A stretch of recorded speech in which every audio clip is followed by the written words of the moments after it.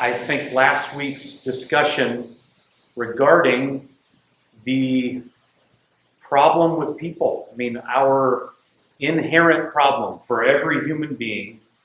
I think we described it last week, and I think it went pretty well. So if you haven't seen that, and I would even if you were here, you have seen it. I would encourage you to watch it again, because it really does lay the foundation for everything we believe here at this church. Everything that we talked about regarding this, and we use the word autonomy, but we defined that last week, that this idea of autonomy is this idea that people, every human being that walks the face of this earth, has a craving to determine for themselves what is right and wrong for them. That's the simplistic way of putting it. And the scripture passages, some of them that we looked at last week, especially specifically in the Old Testament, was the idea of, and everybody did what was right in their own eyes. So that's tied with this idea, this inherent need or desire of people to choose for themselves what is good and not good for them. And we're going to see how this is displayed in Job, okay? And how it's related to sin, especially the way we talk about sin here. Typically, sin is thought of as the action or activity of people, in that it's almost like this idea. We didn't go into this kind of an explanation last week, but typically people think, especially if you've been raised in church, that sin is something that you do, like as if, and it's wrapped up in morality or immorality, okay? With this idea that, hey, I don't really sin until or unless I do something, okay? Well, we're going to see, especially with how Job is going to be revealed, that sin starts where, or is where, before anything's ever done. It's within you. It's within your heart. And the scripture passage that came to mind, just kind of in setting this up again this morning, especially as we see what happens with Job right away, is Matthew 15:18. You guys all know this if you've been in church for any period of time. It says, "Do you not yet realize that whatever enters the mouth goes into the stomach and then it is eliminated?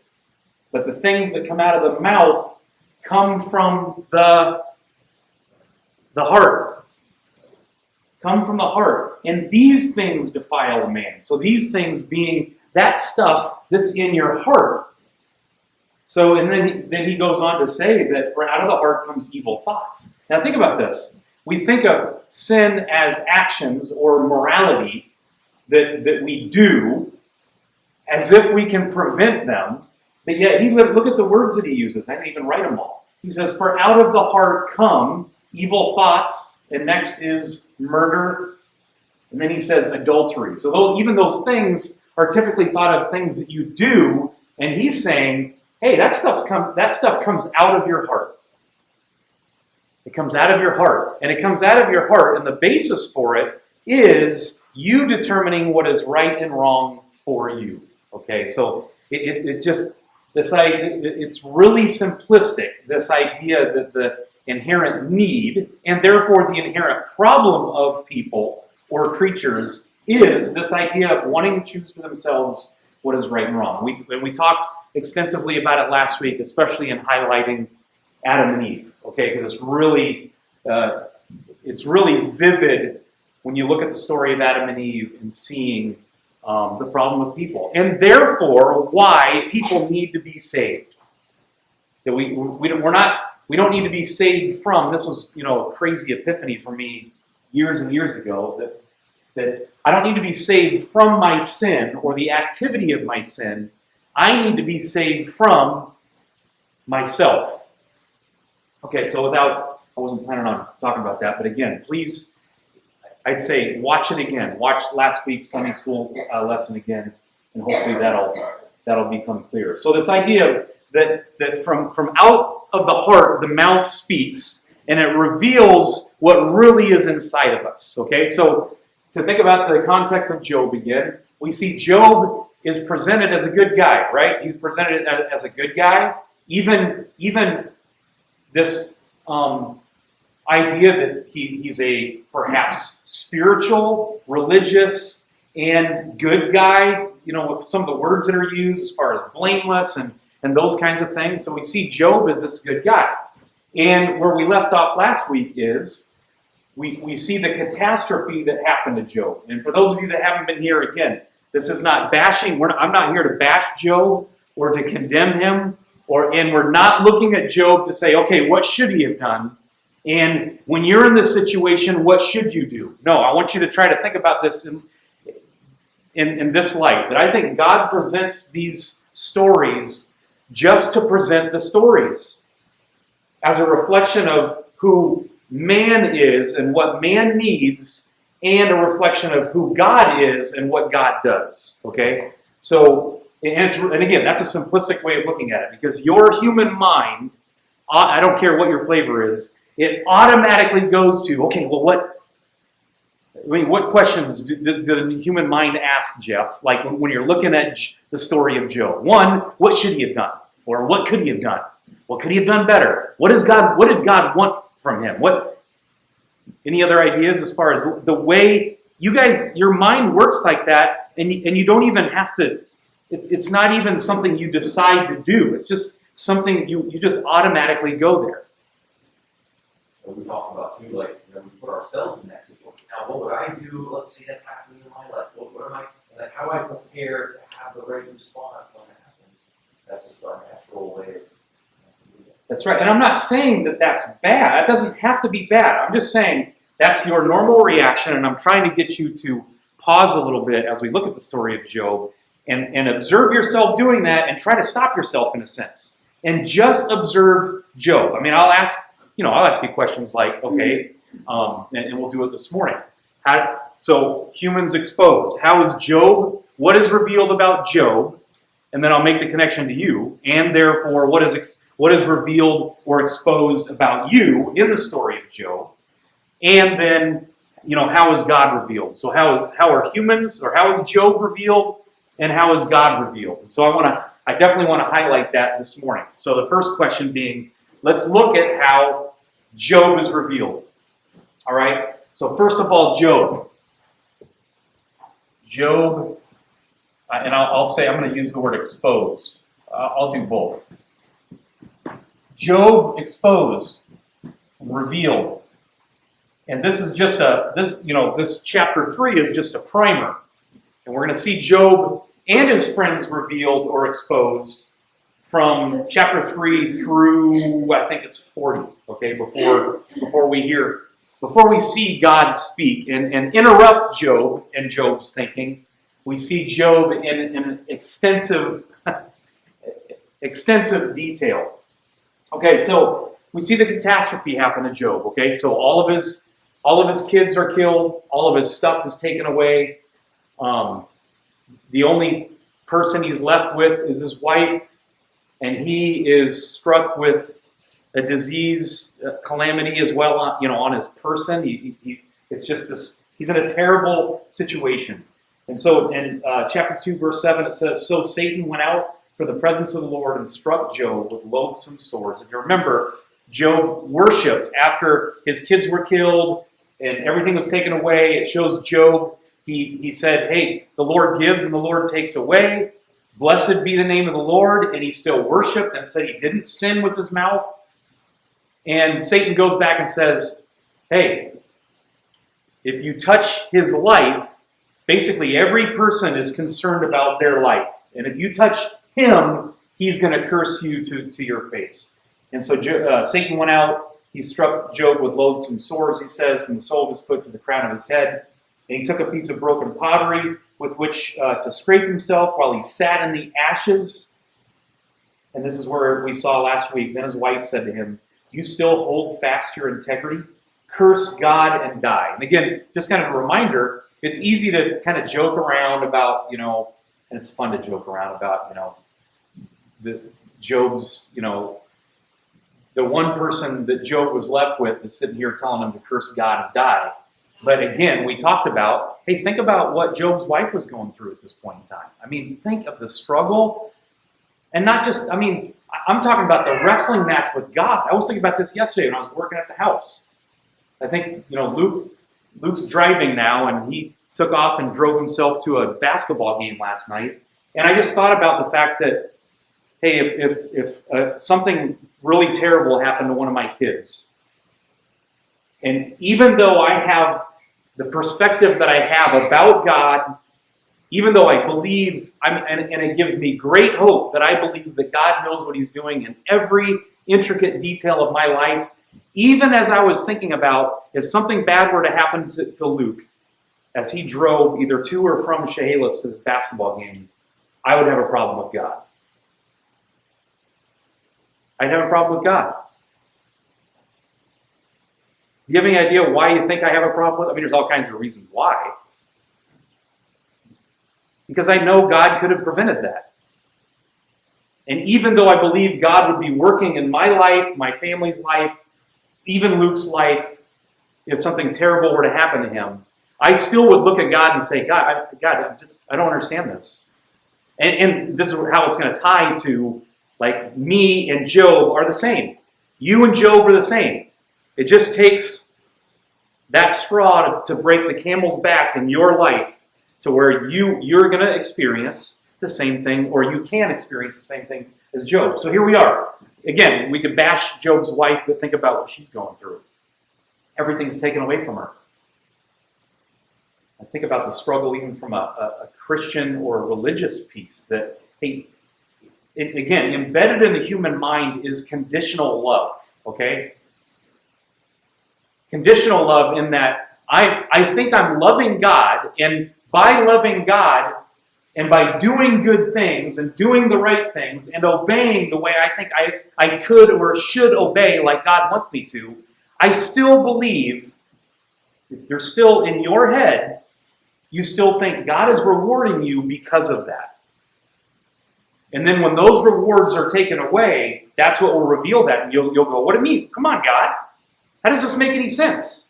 And this is what we're going to see with Job. So his wife says, do you still hold fast your integrity?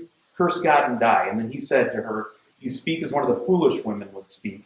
Shall we receive good from God, and shall we not receive evil? In all this, Job did not sin with his lips. So we talked about how, hey, Job at this point in time, in a very real sense, it says right there, he didn't sin with his lips. Interesting, the lips connection. We tied some verses to that last week. It's interesting using the verse that I just said with Matthew. It talks about from out of the mouth or the lips, the heart speaks. Well, here Job was able, at least in this moment, he was able to have, you could say, an okay view, a good view of God, to say, hey, wait a minute. God gives and He takes away, and he, in a sense, he worshipped, or that's what it says earlier, but it says, in all this, Job did not sin with his lips. But then look how fast that changes. I said last week that time and space in the human mind, especially in dealing with the hard parts of life, don't fare well in the brains of humans, okay? Give you a little bit of time to dwell on something that you think is not good in your life. Again, it goes back to that me determining what is good and what is not good. You and I do it automatically with everything in our lives, okay? So something not good happens in your life. Something not fair happens in your life. Betrayal, lies, deceit, tragedy.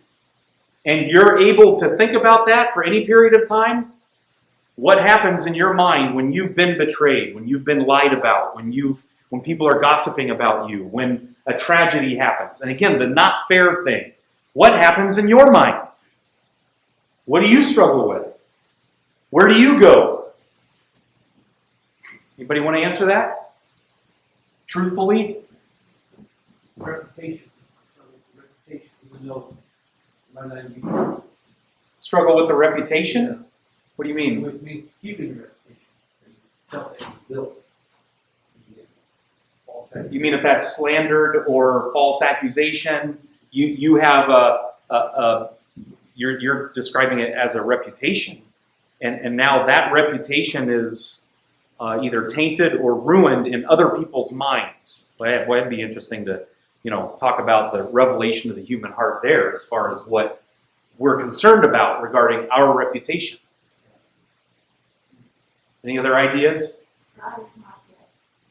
Listen, it boils down to that, you guys. I'm going to consistently point to this. Every time you think something is not fair in your life, and you're struggling with that in your brain, it's not just some random struggle. It is a wrestling match with God. Okay, it is. And when you can just admit it, it's like it frees you up a little bit. So you just said, what did you say? God is not good. God is not good, because that is the essence of what's going on. And let's see this with Job. If you don't believe me, let's see this. So it says, so his friends come to be with Job, and they gave the best counseling ever in the first 7 days. It says they didn't say a word. They just sat with him. Okay, best counseling session ever. Because you're going to see what happens later on once they open their mouths, okay? So it says these guys with some weird names, they made an appointment together to come show him sympathy and comfort him. And when they saw him from a distance, they did not recognize him. And they raised their voices and wept, and they tore their robes and sprinkled dust on their heads toward heaven. And they sat with him on the ground 7 days and 7 nights, and no one spoke a word to him, for they saw that his suffering was very great. And again, he was going through physical suffering, but what was even worse? You guys know this. You guys have been through stuff like this. What was the suffering that was even worse? It's the mental suffering, okay? I would argue, knowing what I've gone through, being with people that go through similar things, I would argue he didn't sleep for 7 days. And if he did sleep, it's simply because he passed out for brief minutes or an hour here and there. But I bet Job didn't sleep for 7 days, which doesn't help in the human mind. The human mind is already struggling. He's already suffering. And again, his wrestling match is with God himself, and we're going to see that with his words here in a second. I said time and space happens. It says Job did not sin with his lips, and 7 days pass. Nothing is said with his friends. And now it says, after this, in chapter 3, verse 1, Job opened his mouth. Again, the author, this is what's beautiful about Scripture. These things are not accidents. When the author says, Job did not sin with his lips, and then a few verses later he says, and then Job opened his mouth, it's to highlight this certain thing. And to emphasize the fact that, okay, he didn't sin with his lips previously, but guess what he's about to do right now? And we already said, it says it right there. And he cursed the day of his birth. So, Job exposed, Job revealed, just right. You had something to say, Dave. What was it? I was going to say, the 7 days that just picturing said no evil.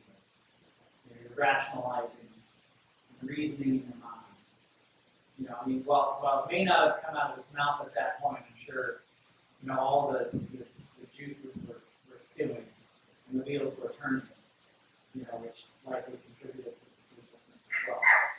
And I think about myself in that. I'm reasoning out the situation and asking why, trying to figure out why. And so, but yeah, I can relate to that when I experience something that I deem as not good for me, for sure. Okay. Definitely not good, right? What just happened? I mean, anybody would believe that same thing. This is not good. My kids are dead. All my stuff is gone. I'm trying to find a reason why. Yeah. So you said, now this isn't necessarily, well, it will be. You'll see it, but I'll just write now. So I want to write down, let's write down how Job is exposed here, or what's revealed about Job. So first of all, this why struggle. And even as you say that, Dave, think about you in whatever your situation has been in which you've suffered in your head, and you're going through all of the things in your head. What else is going on there? So first of all, why? And thinking about Job and not being able to sleep, and the struggle in his head. You talked about reputation. That's going to come up later, Larry, with Job. But think about the immediate catastrophe right now, or the tragedy, and you as a parent, your kids were just slaughtered in a terrible way. What are those things? What's the struggle in your own head? So why, for one? Anything else you want to throw up there? Who's at fault? I want to know who's to blame. Now, isn't that interesting? From a human perspective, from a normal creature perspective, you and I, listen, constantly, you do not make a choice. You're not going, how should I think about this? What is my struggle going to be? Where am I going to go with this now? This isn't fair? Well, let's see. Is this a fair thing? No, so Dave just brought up the blame thing. Who's at fault? You know what's interesting to tie this back to chapter 1? You remember what Job said about his kids? And we saw him as being this good guy, especially a religious guy. What did he do in relation to his kids? You guys remember?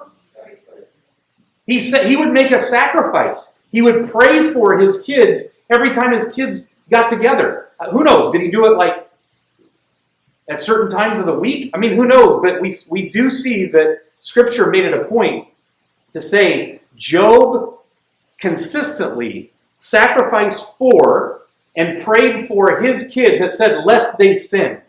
Remember that? Lest they were sinful. So he was asking God. He was basically asking God on their behalf to cleanse them of their sin in case they sin. Now think about the struggle. So Job would do that over and over again. And it even said after they would get together and have a feast, his kids, that's what he would do in case they sin. Interestingly, it says in chapter 2 that they were at a feast when they all died. So Dave just brought up who's at fault here. And again, the normal human, who's at fault? Who's to blame? Is it me? Is it my kids? Did I not sacrifice enough? Did I not pray enough? Now you start to see the connection with God. I mean, think about that battle. And again, we're going to see it through Job's own words. But Job said that he sacrificed for his kids every single time that they got together in case they were sinful. And what is he expecting from God at that point? I mean, truthfully, from a human perspective. Reward. You could say mercy. Favor. Mercy can be a reward there. Favor. Protection.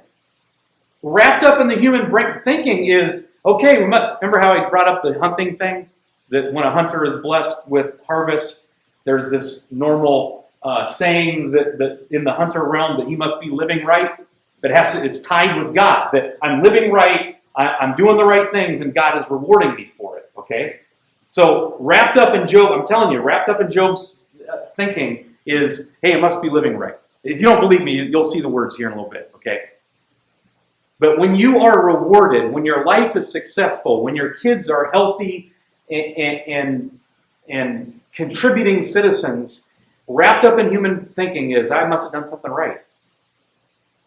It gets even more sticky when we're Christians and religious and think that it's tied with my right living, my right thinking, my right praying. And therefore God is blessing me, He's protecting me, and then guess what's revealed when that's taken away, in a sense. So let's go right there. So time and space happens, 7 days go by. After this, Job opens his mouth and he curses the day that he was born. We started talking about this last week. So right away, what's revealed? What's revealed about Job and his relationship with God even. I always try to do that in counseling with people. What is this telling you about your relationship with God? So Job, it says, and cursed the day of his birth. So what strikes you as far as Job being revealed or Job's thoughts about God being revealed? This isn't just some benign, innocent statement. Who made a mistake? You guys hear that? God made a mistake. Now, here's the thing.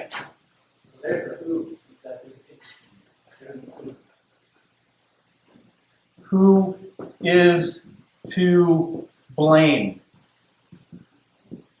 Now, Yeah, so we're making this connection right now. And again, if you don't believe me, you're going to see this in color here. Maybe not today. Well, you'll start to see it today. Job, it's really interesting. Job, this starts off, now he starts off with strong language, but it starts off kind of like slow.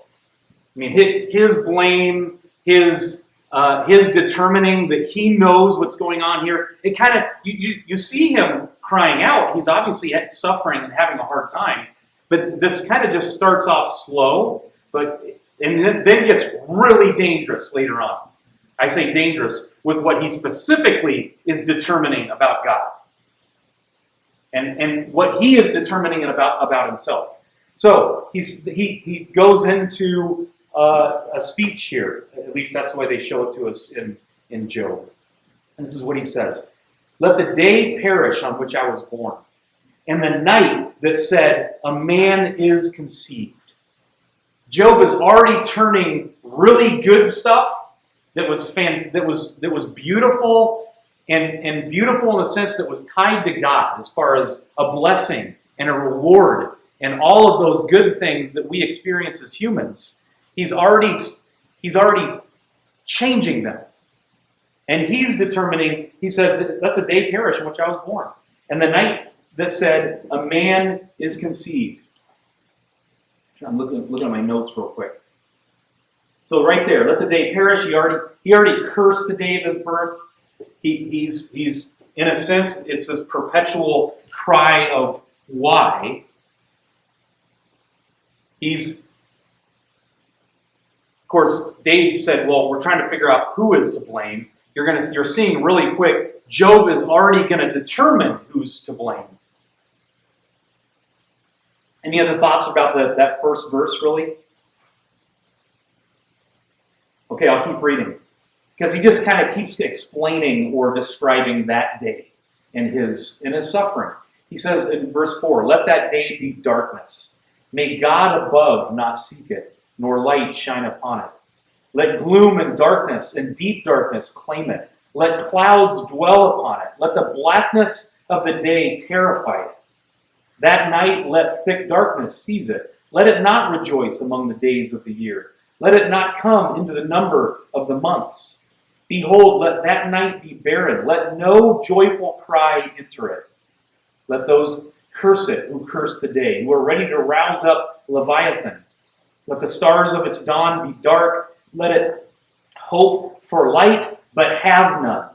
Nor see the eyelids of the morning, because it did not shut the doors of my mother's womb, nor hide trouble from my eyes. Really interesting here. So you think of Job and his suffering. It's like, you think, I mean, his people in his thinking are not safe. You guys know why he just said that? Did you realize what he just said about his mom? You guys catch that? It says, behold, let that, where is it? Because he's cursing the day because it didn't shut the doors of his mother's womb. I mean, what do we know about the Hebrews in the whole Old Testament about a barren mother that can't have a child? You want to talk about shame? And it's wrapped up in how people believe that God is blessing her or how God sees her. They would see that woman as sinful, as shame-filled, guilt-ridden, you name it. But it was a terrible thing. And look what Job's saying about his mom. Basically saying, too bad her womb wasn't shut up or shut closed or whatever. That he's wishing his mom was barren. I just say that because look at how people are not safe in the mind of Job. He's even like looking at his mom now and wishing, without really going through that, but yeah, curse, shame, guilt. Nobody's safe in the mind of a human. And in verse 11 it says, "Why did I not die at birth, come out from the womb, and expire?" He says, "Why did the knees receive me, or why the breasts that I should nurse? For then I would have lain down and been quiet. I would have slept. Then I would have been at rest. with kings and counselors of the earth who rebuilt ruins for themselves, or with princes who had gold, who filled their houses with silver? Or why was I not as a hidden stillborn child, as infants who never see the light? There the wicked cease from troubling, and there the weary are at rest. There the prisoners are at ease together. They hear not the voice of the taskmaster.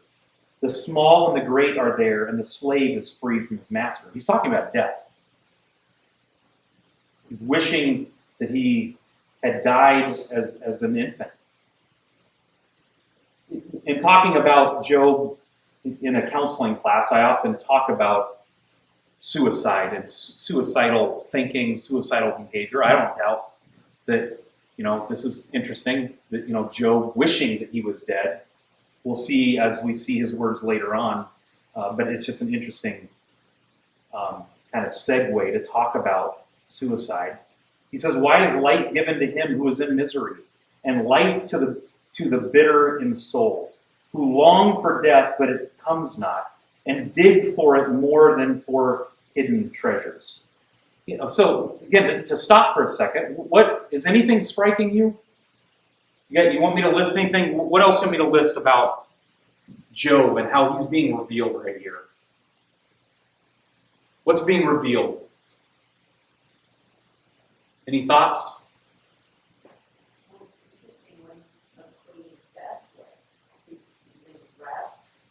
Freedom. He's searching for it more than hidden treasures.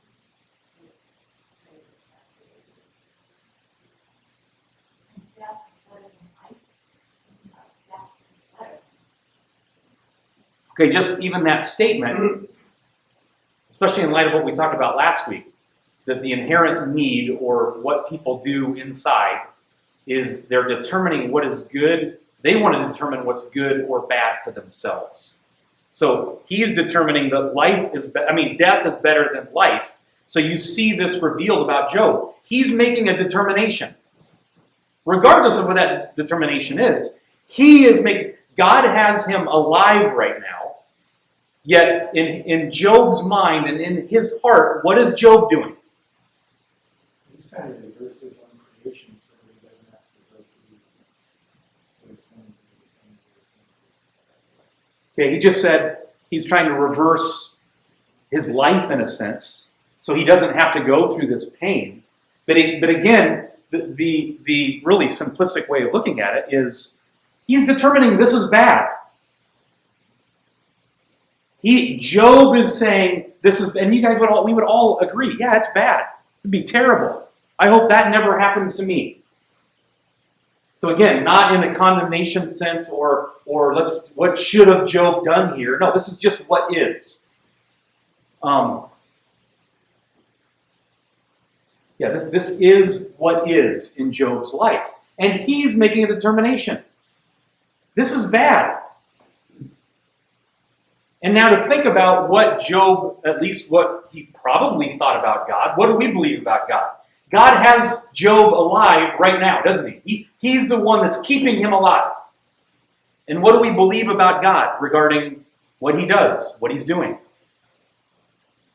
She just said there's a purpose for it.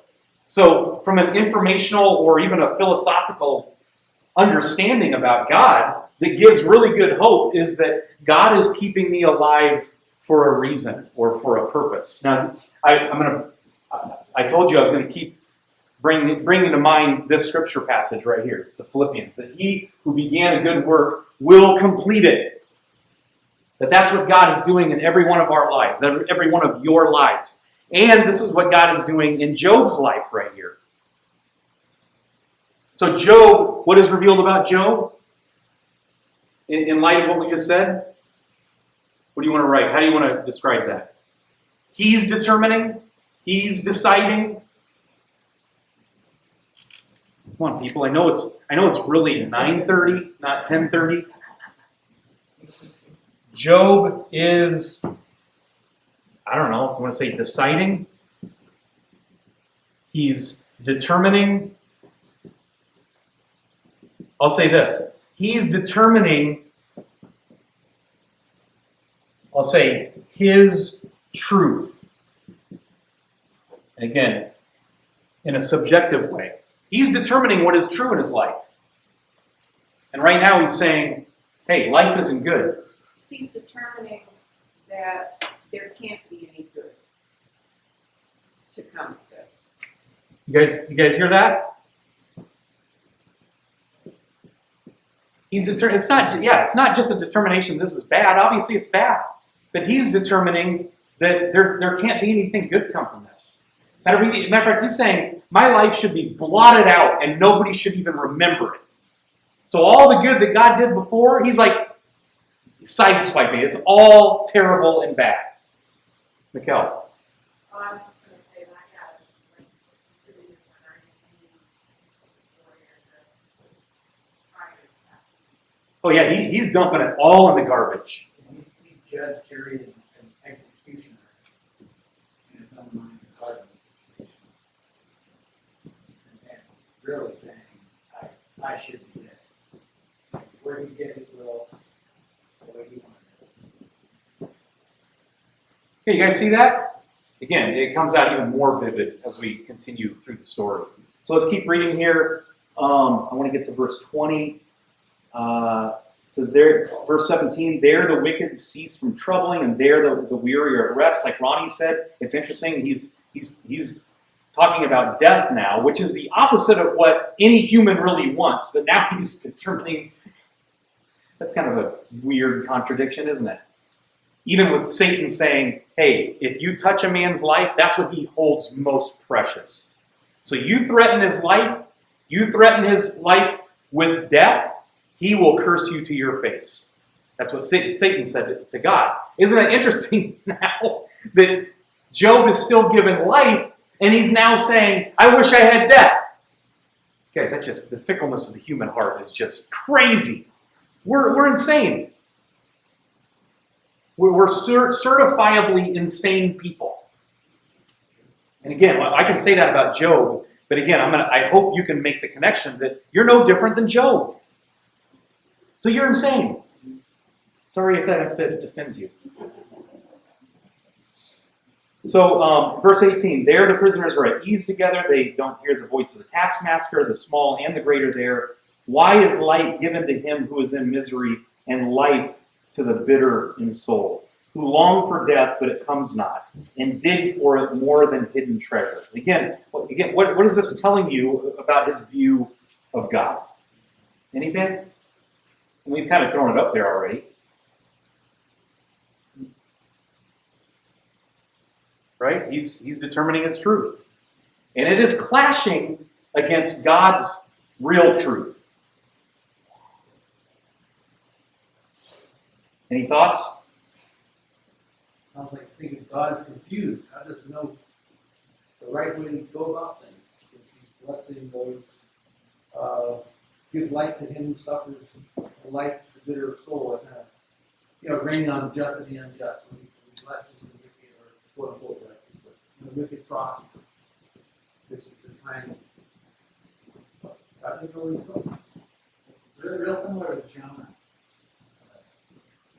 as well. Jonah sitting on a hill wanting God to rain fire down on these people that don't know the right hand from the left. And as he's being blessed by God, so there's the same heart over it with what he's doing. There's a different angle here too, on he's kind of saying, God, why are you prolonging people's bitterness and suffering and torment? Like it's really a deep questioning of God's character. Is that letting this awful torment go on in someone's life? Someone who wants to be hurted, I've heard it counseling. In my own life, the times I've felt that, you think the only way I could have rest is to be strong. Yeah, and you don't let me even have that. I've heard that just recently from an older gentleman I'm friends with. Going through a lot of physical suffering, his body falls apart. Hey, I just want to die. Just make it stop. And God doesn't make it. So, yeah, that's a big deal. It's a huge deal, you guys. Like Larry just said, God is confused. God doesn't know what he's doing. Again, you're going to see Job explicitly say that in the chapters that follow this. When I talk about autonomy and the way we defined it last week, for those of you that haven't been here for very long, we talk often about, again, we compare it to, everybody in here is a king, or you're the king or the queen of your life. And the history of the world shows, what do kings and queens do with other kings and queens? Ultimately, it's inevitable. In battle. They battle. They go to war with each other. 100%. And what you see here is just that typical, that just is played out. The king of Job's life, which is him, is determining that the real king doesn't know what he's doing. And he is going to war with him, figuratively speaking. He's going to war with him with his lips, with his heart, with his words, and what he believes about his truth. He's determining it's not good, and he's looking at the real king going, you don't know what you're doing. You're confused. Later on, he's going to say, hey, if the judge would come down here and talk with me, and I could talk to him face to face, I'd be able to work this out. And again, the implication is because he has got the wrong guy. He's got the wrong information. He's got the wrong plan. And if I could just talk with him face to face, he says that. The interesting thing is, ironically, God says, okay, let's talk face to face, man to man, basically. And Job doesn't say a word at that point in time. So I want to get to this verse here. So verse 23, why is light given to a man whose way, so here's now where you start, if you didn't think, if you're not agreeing with what I'm saying regarding Job's battle specifically with God, here's where he now specifically starts to say it. So he says, why is light given to a man whose way is hidden, whom God has hedged in? So what is that revealing to you about Job and what he's in his belief about God? God's responsible. So now he's getting real in naming that, hey, God is responsible. So God is confused. God doesn't know what he's doing. We've already said right here the who is to blame. Well, he's determining that God is to blame. And God let him into the trap. Well, this is fascinating, okay? So a couple different things. So he says, why is light given to a man whose way is hidden? So he's making an implication, or not just an implication, but, okay, let's just use that word. He's making an implication about God here, which is what? He's not telling me anything, and it's like God can't see me.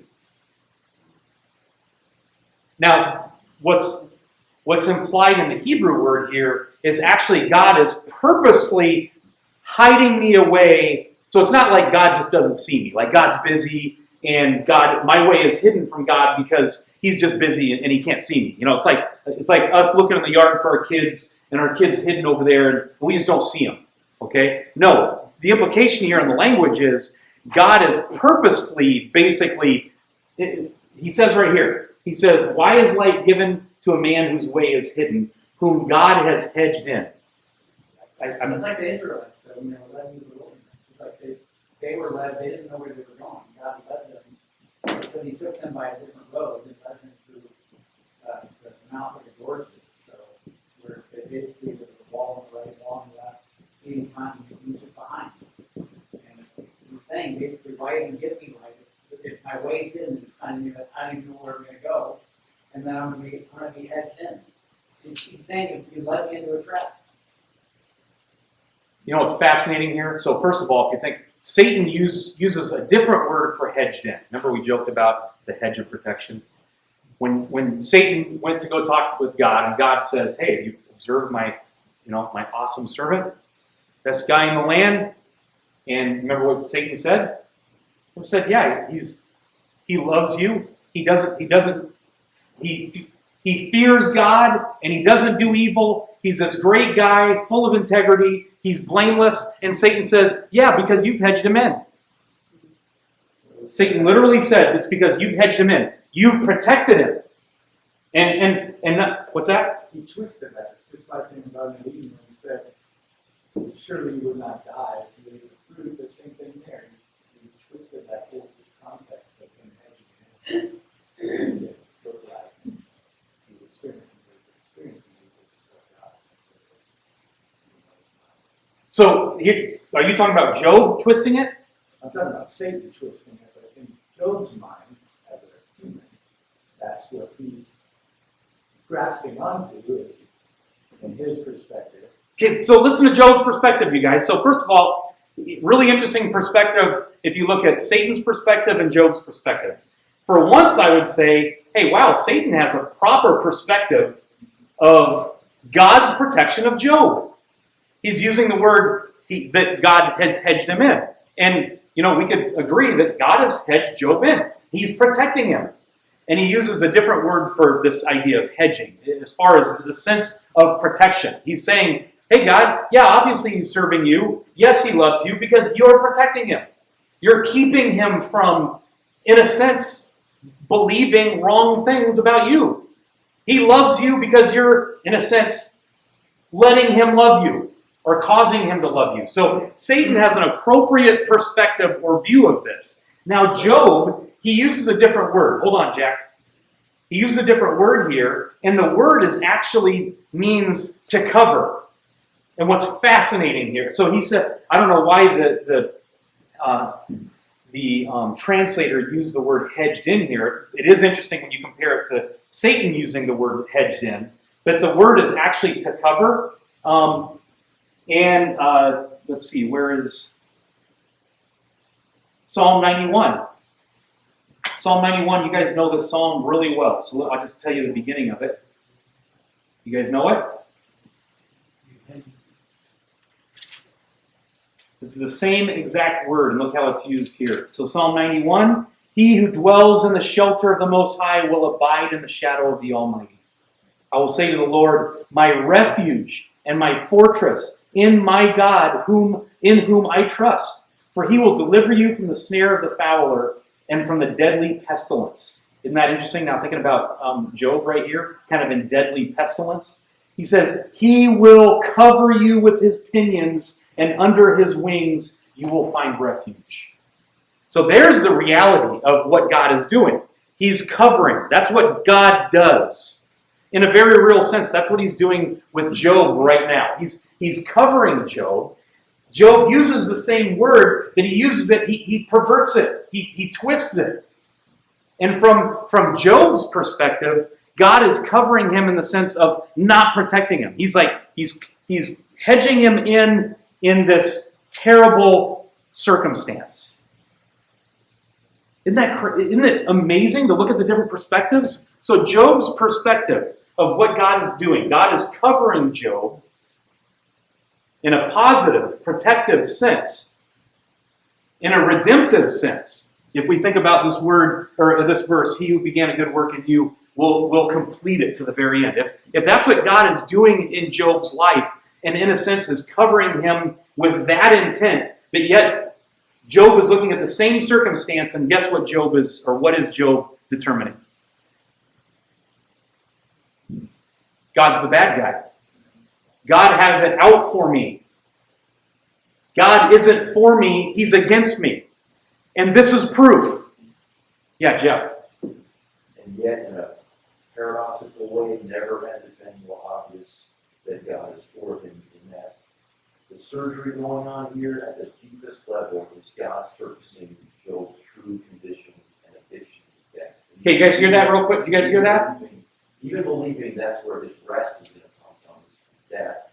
And God is lovingly doing this in his life to show him a completely different paradigm of rest comes from the awakening that's about to come, the revelation later. God has always been for Job.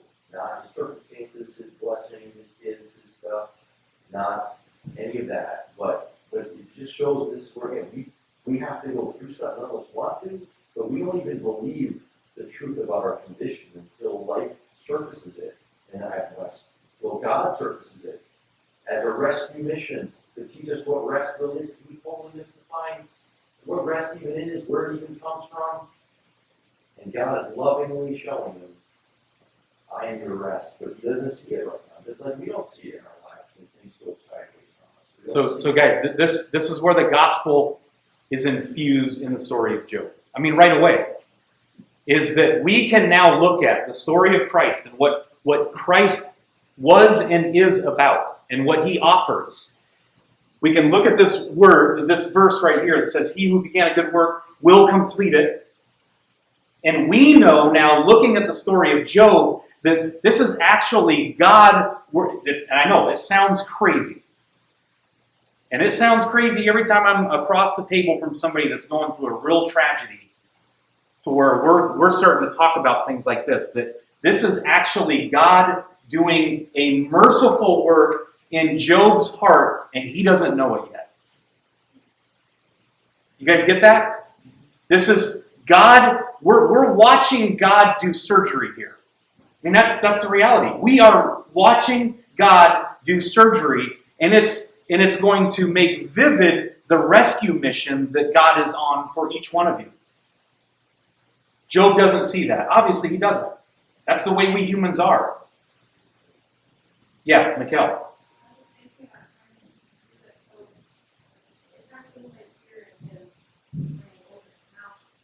What he's really angry about is that he can't do anything to better the situation that he found himself in.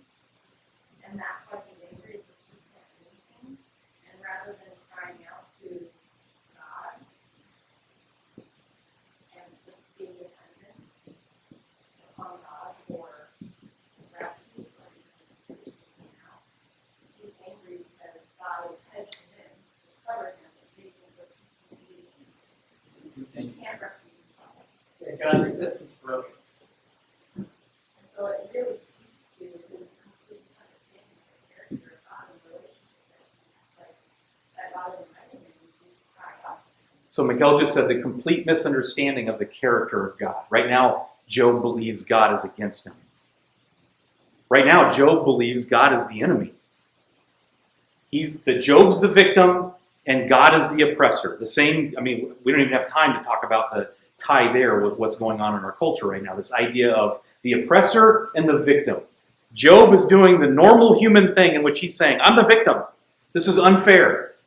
And the surgery, the redeeming mission, the gospel-infused hope here is that God is revealing all of this. Even though Job doesn't realize it yet, God is revealing Job's heart to Job, which ultimately is going to be the realizing that I need what God is offering me, which is help.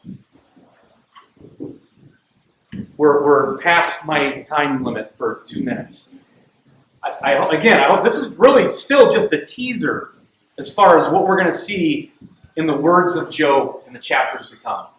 And it's fascinating. I really hope. If Job has ever been a difficult book for you, especially reading, it's a bunch of poetry. And like he did in the first chapter, he describes the same thing over and over again. And it's for emphasis. But I would encourage you to try to dive into the book of Job. Try to read the next 3 and 4 chapters just in preparation for the next few Sundays. And yeah, it's going to be fascinating, and I hope that it's hope-filled. Let's pray. Dear Lord God, I thank you for this day again. I thank you for the story of Job. I thank you for what you did to Job, for Job. And I thank you that you truly are a high priest that understands the intricate details of the human heart, and that you don't shun us for it. You don't throw us away because of it, but instead you come to us. You are Emmanuel, God with us, Lord. And I pray that you would help us to see that more and more in the story of Job. In Jesus' name I pray.